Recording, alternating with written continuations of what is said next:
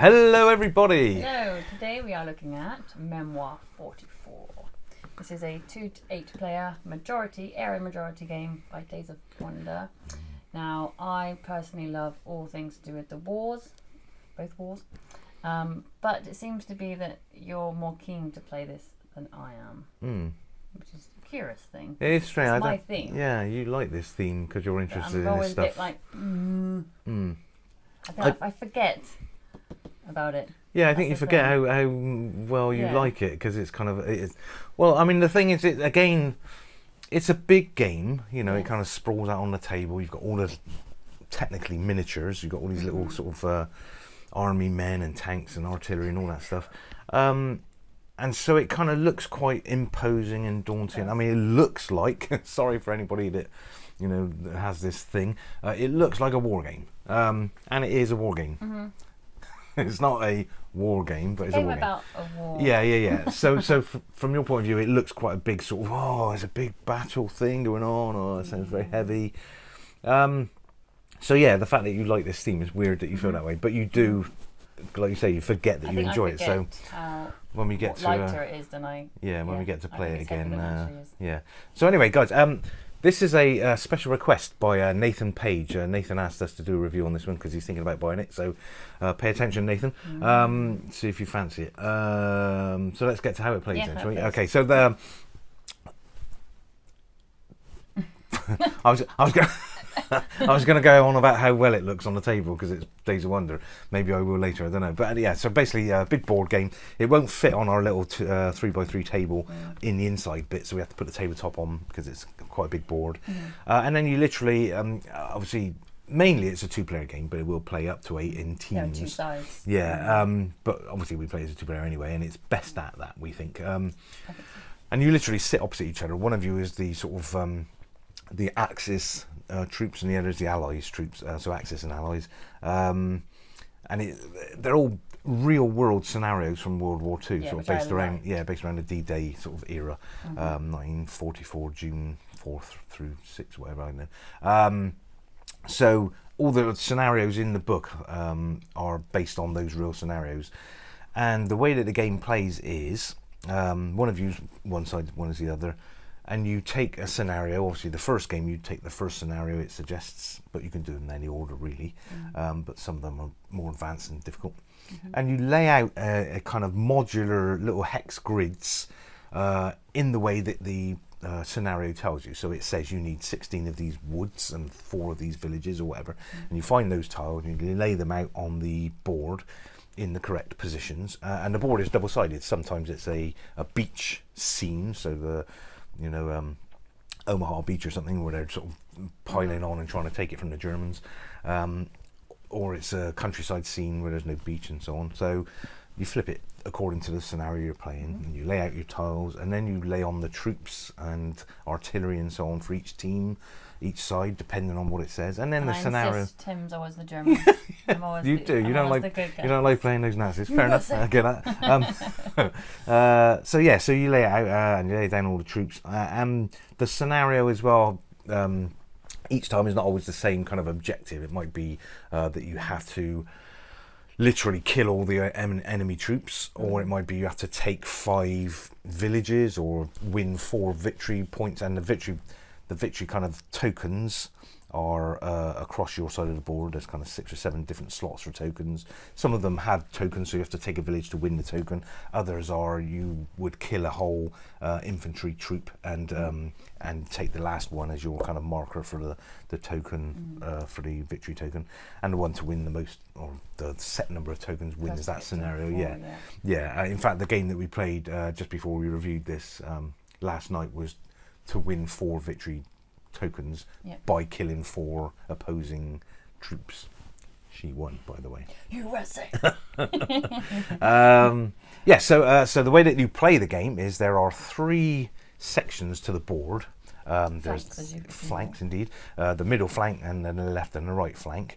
And you've got a little tray of card holders, and you each get 4 or 5 cards depending on the scenario again, and you stand those up, and these are from a shuffled deck of commands basically, and in there are literally movement and action commands, and then special commands, which are like a specifically overarching command rather than just a specific flank command. So we'll have a look at those in a second. So you draw, let's say, 4 cards each, and you stand them up in your little rack so that the other player can't see them. And then you take it in turns, and again the scenario tells you who goes first. And in fact, in the scenario we played last night, that was quite cute. It was the second scenario we were playing last night, because there's an airdrop. So Bear's first go was to take 4 extra troops out of the box that weren't in the scenario laying in, and you had to drop them like a parachute drop, an airdrop onto the board, and where they landed, you populated with another set of troops. If they fell off the board, they were gone. Yeah, they failed, or if they fell into the enemy hex that the enemy was in. Yeah. Couldn't be populated. But really nice little kind of random start, so you get some extra troops. Because we thought when we first laid it out, I had a lot of troops and some tanks, and she had not many, and I'm going to hammer you. But then she did an airdrop and got like another 16 troops on the board. I was like, wow, this is cool. So very nice little start. And then you literally take it in turns playing a card, basically. So you take a card, and on the cards they've got one of the flanks, let's say, for instance. So it would be the left flank, the right flank, or the middle flank, and it will say order 3 units, or order 2 units, or order all the units. And basically that means you send an order to those units of either infantry. And a unit is on 1 hex, isn't it? Yeah. So a unit consists of a certain number of items, depending on what it is. So if it's infantry, not inventory, infantry. If it's infantry, there's 4 soldiers. That makes a troop. If it's tanks, there's 3. That makes a troop. If it's artillery, I think it's 2. Makes a troop, and so on. So depending on what it is, it's the number of things that you get in that hex, and then you move those en masse. You don't split them up in any way. No. So say, for instance, I decided to move my left flank 3 different units. You order 3, and you have to do different units. You can't do one unit 3 times. And you might say, I'm going to order this infantry unit to move, this tank unit to move en masse, and then this infantry, and then depending on how they move, they can then attack. They land as well. Yeah, so an infantry can move none or 1 and then attack, or they can move 2 and not attack. And a tank unit can move up to 3 hexes. This is. And attack still, so they can move 3 and still attack. And the attacks depend on line of sight, and also distance from the enemy, and so on. So line of sight really is just things like if you're in a wood, or if you're in a village, or up a hill, exactly, troops and things in front of you. You can't shoot through your own troops, and so on. And you just basically draw an imaginary straight line from the middle of the hex you're in to the middle of the hex you're targeting, and if you can get to that without going through any of these objects or obstacles, then you've got a line of sight.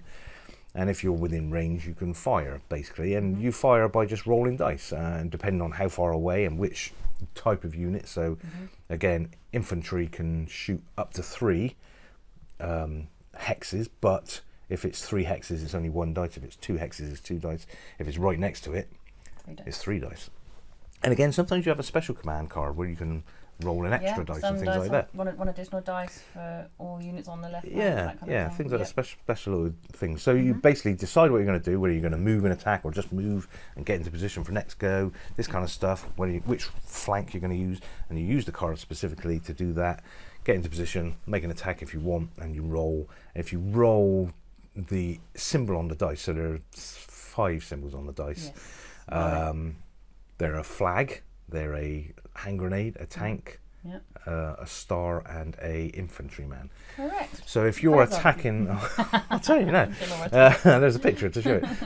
If you're attacking an infantry platoon and you roll the dice, any infantry that you roll, they will be knocked off of that hex that you're attacking. So if you rolled 4 infantry, that all 4 of those would go bang. If you roll a hand grenade, that hits everything. If you roll a tank, that only hits tanks. If you roll a flag, that's a retreat, so we'll get to that in a second. And if you roll a star, that is a miss. So you roll your dice, count up the actual number of hits, and take away any hits. And then, if there are retreats, so these flags, you have to retreat the troop that you've attacked back towards How their many dice you have. however many. Yeah. So if you've rolled 3 flags, the opposing side have to retreat 3 hexes. So really nice kind of mechanics about how it all fights, and you've got little cheat cards as well that tell you all this. So again, when you kind of first read the rules or watch a how to play or whatever, it all seems quite daunting. How am I going to remember all this stuff? But there's a little cheat card that tells you the distance that each thing can move and attacks, and there's also cheat cards for the terrains that tell you if you move into this terrain you have to stop immediately and so on, or if you're shooting against this terrain and you lose a dice, this kind of stuff. So all very neatly laid out for you to remember. It's not hard to remember at all. And that's it. You move, attack, and then draw another card to replace the one you used. Either play and take go. That's pretty much it. Yep. Very, very simple. And it plays how it plays is down to what cards you have. Yeah. Isn't it really? And what you can Again, do. we played a game last night where I literally wanted to move a tank regiment in my left flank, and I didn't get any left flank movements for 2 or 3 draws. Yeah. So I literally couldn't do anything. was You kept gaining attacking me. Kept attacking me and I couldn't do anything. And there was One another little guy against till 3 times. Yeah. Come on, it was come really on. good. And then a bit later on in the game I had no right flank cards, and again I was down to 1 troop in one area, and you were attacking him, and if I had any right flank movements, then I would have moved him back in behind another troop to protect him, or moved him out of the way. It's a bit like a luck of the cards. There's a certain amount of luck of the cards. And also how you use the ones you have. Yeah. As well. Yeah, I mean you can. There's certainly an element of luck for sure. And skill. But yeah, you can kind of tactics and planning. Yeah, you can mitigate the luck by doing something extraordinary elsewhere. Working out which card is best for you at that time. Yeah, so you have to kind of just plan really a little bit. And you beat me because I didn't plan really, but then I did have some bad luck with the cards. You did. But yeah, that's the whole point of it. It's like a very fancy Dan chess match really, because it's kind of very head to head. You can see what's going on. You can move your Kind of things. see what the other person's going to do. Yeah. It's all very obvious what's happening, but it's just, can you counteract it? Really, really, really elegant, really nice. This is based on the Command and Colours system, which is used in Battle Lore as well, with these cards, choosing the flanks and so on. And funnily enough, you mentioned this just as we were setting up. You were saying about the theme, if. Yes. So. The theme, if. You said if this wasn't this theme. Yes. Sorry. If this game was not. She did, trust me. If this game was not a war theme and it was just like, I don't know, fighting goblins Dragons or and something goblins. like that, I wouldn't like it as much. Right, which is personally, Battle for Lore. me. So Battle Lore is pretty much the same game, but with dragons and is it? goblins. Yeah. Oh. So much as I've been dying to The buy theme- that the and theme play for it, me- it's never going to happen. The theme for me helps. It's really well done theme, I think. Yeah, Even yeah. like reading all the cards is like, order your units to. You've got directions direct from HQ and all this stuff. It's well themed for me. Well, and even before you start, when you've got the scenario, and I read out, well, I did in this case, someone reads out the actual scenario that it was. This was based on this scenario where General so and so did this, and it caused this issue. Yeah, and because this one was it looked like there was more allies than there was, so the Germans retreated. Yeah, the Allies pulled a really clever flanking move, and the Germans thought, "Oh no, this is too well They thought protected. there was more than there actually was. we'll retreat back and go a different way." Which to me, I love all that stuff. Yeah, Which it's I an do actual appreciate- situation. I do appreciate the fact that they've got that in the rules. like Yeah, the so you different can actually scenarios. learn stuff as well. If it was so. just a generic playing field and you just play, that does bump the scores up for me with It really different does, yeah. scenarios. And the fact that it's different layout each time. Yeah. Different scenarios, different Yeah, layout. so this modular board type thing, because you're laying different hexes, it literally it's a brand new that's a big game. theme plus. Yeah, cool. So again, so that's pretty much the way the game plays. Very simple, back and forth And very until much somebody wins. so, don't be put off by any how-tos or rules if you think, oh my god, the gameplay is a lot simpler than what you might think. Really is. So Really if you've is. got someone in your family or partner that's like not very gamey, Yeah. give it a go, I'd say. Agreed. Well, yeah, this is you exactly. Yes, you're not very gamey, and every If time they you like think the about war theme as well, that's a bonus.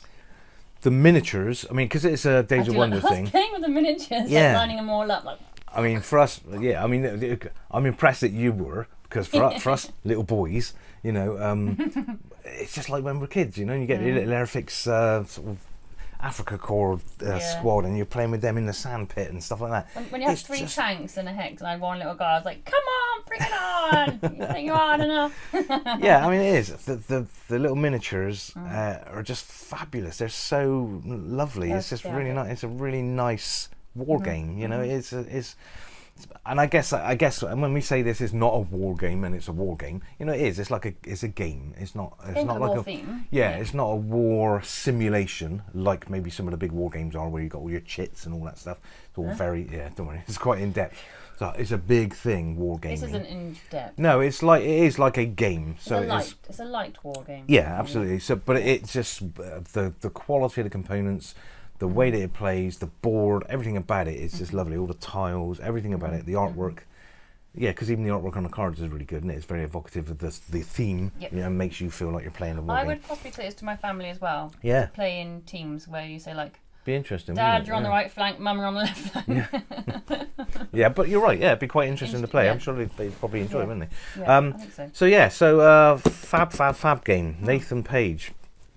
Give it a go. Yeah, I would not buy it. If you agree with the theme, Don't you like delay. theme, and it's not too heavy. Yeah, for sure. So get to the scores then. Shall I go first? Because this was me kind of badgering you to play it. I really like this. We haven't discussed the scores on this yet, have we? I really like this game. It's very easy to pick up and play. It doesn't take too long to remember the rules. It plays fairly quickly. I mean, you get a scenario done in about half an hour to 45 minutes. They do suggest that once you've played Axis and Allies that way, then you kind of switch around and play the opposite way, the same scenario, and then total your score. So if you win by, last time you won 4-1, if we switch around and I win by 5-3, then you add those scores together and that's the final score. Because obviously sometimes there is an advantage to one side or the other. But it doesn't really matter. It's just a game. You're playing a game and you want to win, and if you don't, it doesn't matter that it's loaded to dice. I don't like games that drag. No, and this doesn't at all. It didn't drag for me. No, but like I say, it was over in 35-40 minutes for this scenario we played. Yeah, and I was kind of fixed all the time. Yeah, there was a lot of troops on the board. It's not like we were playing a small scenario. It was quite a big scenario. The fact that I was winning and literally blitzing you is added to the fun. True. So for all those reasons, I'm going to give this a good 8.5. Yeah, I really like it. It's a good game. Yeah. Okay, in my brain I'm thinking 8. Wow. For me. Yeah, that's pretty good. That's very good. Yeah. Well, for a game that wasn't. When you said let's do it for the review, there's a review request. I thought, oh, we played it before. Well, exactly. You'd played it before. That much. I remember it being okay. Yeah. But I'd forgotten that it was actually. I remembered that you liked it. Yeah, I remember you liked it, and then when I said that to you, you said, "Did I? I'm not sure I did." But and that's the whole point. You kind of. I just think it looks heavy. Yeah. But it's not. It's not at all. Yeah. So there we go then. So really good scores from both of us. 8.5, 8, 16.5. Nice.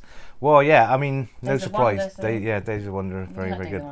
Yeah, very much so. So there we go. 16.5 is a really good score. That's right up in our sort of top 10s almost. Really, yeah. I have to do a new top 10 soon, I think.